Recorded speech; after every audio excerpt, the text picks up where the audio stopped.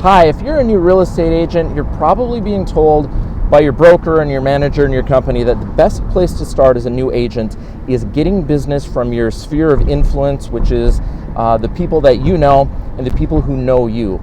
Well, in this video, I want to explain the dirty little secret behind why they're telling you that, 3 reasons why your sphere of influence is not the ideal place to generate business, and what I think you should be doing as an alternative to going after your sphere of influence to get started as a new real estate agent. My name's Kevin, and on this channel I like to talk about the things that I've learned in being a real estate agent to get your career off on the right track, generating business and being successful, and the things that I think you should avoid. If that's something that interests you, I encourage you to subscribe and we can continue the conversation in future videos. One of the main things I think that's important right now is literally making video. And to be very honest with you, one of the reasons I'm making this video right now myself is I'm, in a sense, practicing being in front of the camera because I'm doing this on my main channel for clients, but I thought behind the scenes I'd get some more exposure in front of the camera, a little vlog style video, and in so doing I can share from my 15 years of experience things I've learned. So if that sounds interesting, please subscribe or please comment. And this channel being so small and so new, I would love to continue these conversations in the comments if you're interested.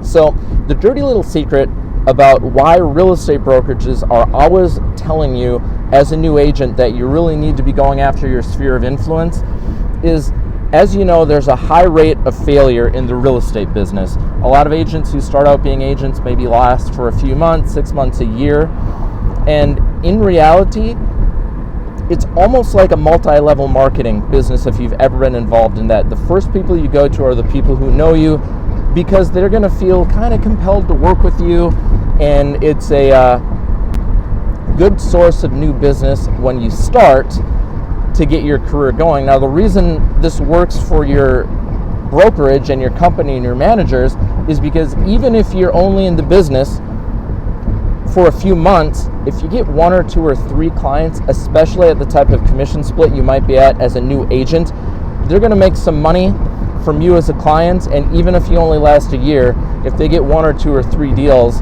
and $10,000 or $20,000, they're happy to collect that. So they are going to be pushing hard to get clients from your sphere because they know that is a key source of business. Now, there are 3 reasons why I think it isn't the greatest source of business. And the first one, and you may be feeling this right now, is you kind of feel like the multi-level marketer. You just got into the business and you are kind of going to the people who've known you in a previous career, or at least know that you've never been a real estate agent before, and trying to tell them, oh, hey, I had my training for my company, I got my license, and I'm a really, really great real estate agent now, and you really need to work with me and tell everybody you know that I'm a real estate agent. Number 1, that feels really awkward. Number 2, you're not telling the truth because you aren't the greatest agent in the world. You don't have any transactions behind you, and you're just learning. And thirdly, it just feels icky to do that. So that's one reason why it's not a cool thing to do, in my opinion.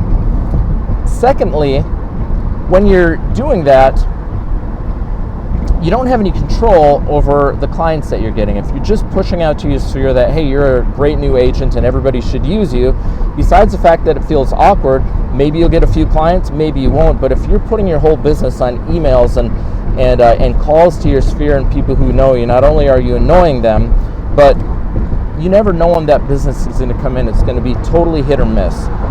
Thirdly, and this is what I've learned as an experienced agent in dealing with sphere of influence and referral clients, and this is what has really kind of opened my eyes and made life rough for me when it comes to getting sphere of influence clients, and that is the fact that when you get busy with referral clients, you feel kind of compelled to work with whoever contacts you, because now you kind of owe it to the person who you begged for business from. They sent you somebody, you don't want to say no.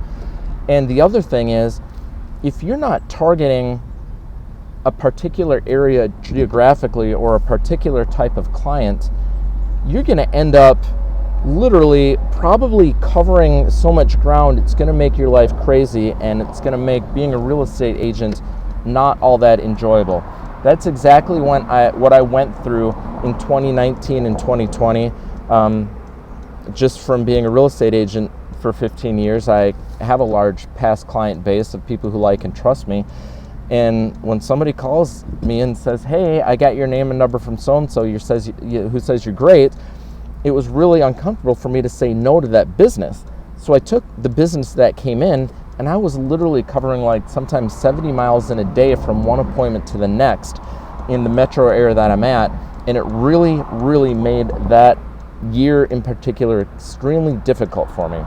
So that's the third reason. Even when you get good at it and you have a large sphere of influence and contact base and network built up, it really turns into a hassle, and it's really not the golden ticket of real estate business that they're going to be telling you right now. So here's what I'm recommending, and I'm following my own advice. I think one of the good options nowadays is to really put yourself out there as not only a real estate agent, but as a human being. Maybe using video on Facebook, especially using video on YouTube, which is what I'm doing, what I'm practicing right now. I've learned that YouTube creates a really good opportunity to kind of target the person you want to speak with. And my favorite part about it is when you get a lead from YouTube, they didn't just call you on a bus bench sign or a flyer that was hung on their door. Chances are, if you've got multiple videos up, before they called you, that potential client has looked at a lot of your videos. They already know, like, and trust you to some extent. They're comfortable with the way you do business, and they're also comfortable in your level of knowledge and what you focus on. So when those calls come in, you don't have to start from scratch, chasing down a lead, impress them with whatever you can impress somebody with, and put them on some drip email sequence. When they call after watching a number of your videos, they're basically calling to say, hey, I saw your stuff, I like what you do, I want to work with you. So that wraps me up back to the beginning of saying that's what I'm doing here. I'm practicing my video skills on this random channel, but I am going to continue to practice my skills on this random channel and share information that I know about real estate. If that interests you, please join me. Make a comment, like this video, subscribe, and let's continue this conversation in the future. But if you've stuck with me till this long, I really appreciate it. And if you are a new agent, I wish you best of luck. And if there's anything I can do to help, my contact information is on this page. Feel free to contact me, and I will be happy to chat and give you any information that might be helpful. Thanks so much for watching, and I'll see you in the next video. Take care. Bye.